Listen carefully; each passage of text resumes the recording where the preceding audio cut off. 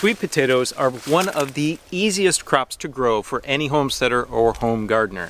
And incredibly, they're also one of the longest storing crops, which makes them incredibly valuable.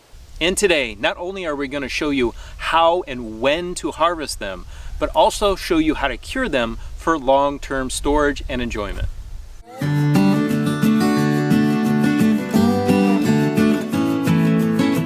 Now what we do is we start testing our beds. We make some test holes and look for the roots in about September.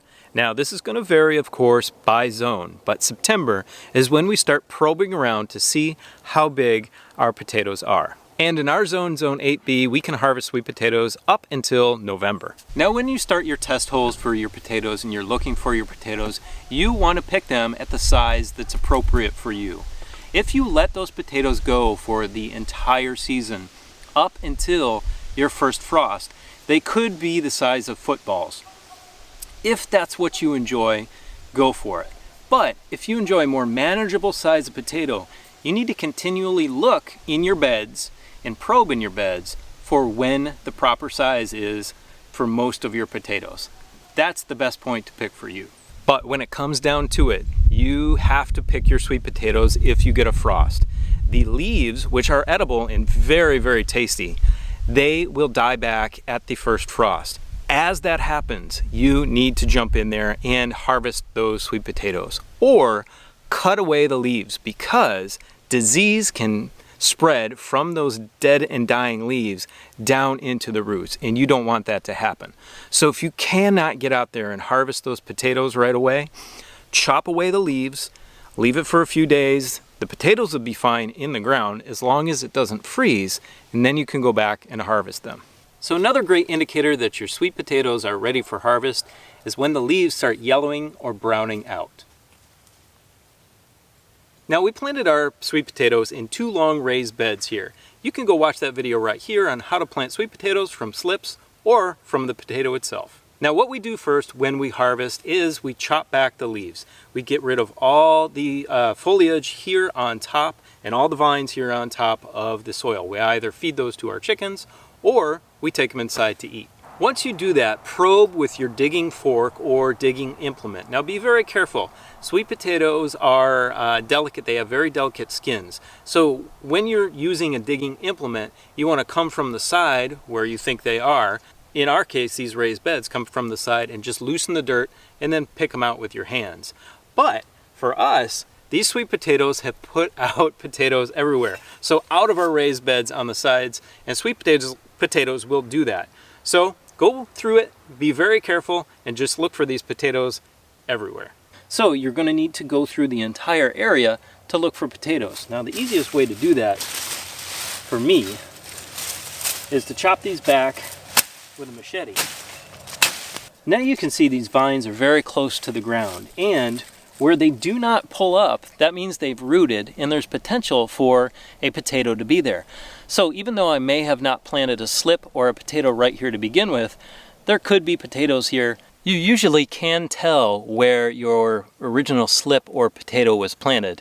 It's thicker, it's heavier, and there's a lot of vines coming off it. So I know this is the original place where I planted that slip. So as I said, you want to go in gently from the side, push down with your digging implement, whatever that might be, and just gently pry the soil. Do that everywhere, and then get in there with your hands and find those potatoes.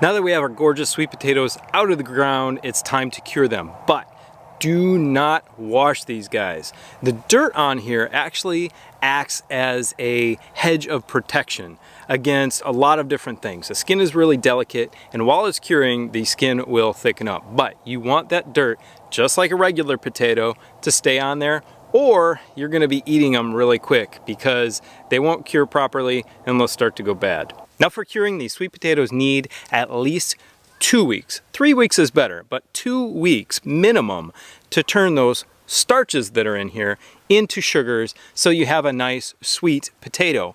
If you don't do that, you cannot take these inside tonight and make dinner from them. You have to let them cure, or they are going to taste incredibly starchy and nowhere near as sweet as a proper sweet potato.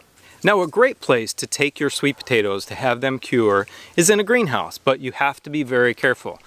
They have to stay humid and between 80 and 85 degrees. Greenhouses, if not properly vented, can get way hotter than that. Even if they're vented, they can still get too hot. So be careful. If it's the right time of year and your temperatures are low enough, use your greenhouse. If not, we're going to show you another method. So it's best to get the sweet potatoes into a stable environment. The greenhouse is good, but the temperatures can fluctuate a lot. It can get really cold at night or really super hot during the day. And if it's not ventilated properly or not heated properly at night, you're going to have some issues. So bringing them in the house is, I think, the best thing to do.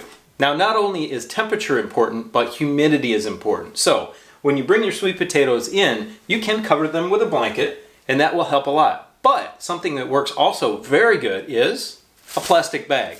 What we're going to do is put the potatoes in that plastic bag and just loosely tie the top. So that plastic is holding in a lot of humidity and helping those to cure, and it is also breathing through that loose tie at the top. You can tie it tight and cut a few holes in it, but just leave a little vent at the top when you're tying it. You should be good. In 2 weeks, you'll have some really great sweet potatoes. If you follow the simple steps I've laid out in this video, you will be enjoying sweet potatoes for at least 6 months, and you'll have seed potatoes left over for planting next year. Now go check out these videos right here, which shows you how we preserve a lot of different food items here on our homestead. Have a great day. We love you. See you next time. Bye.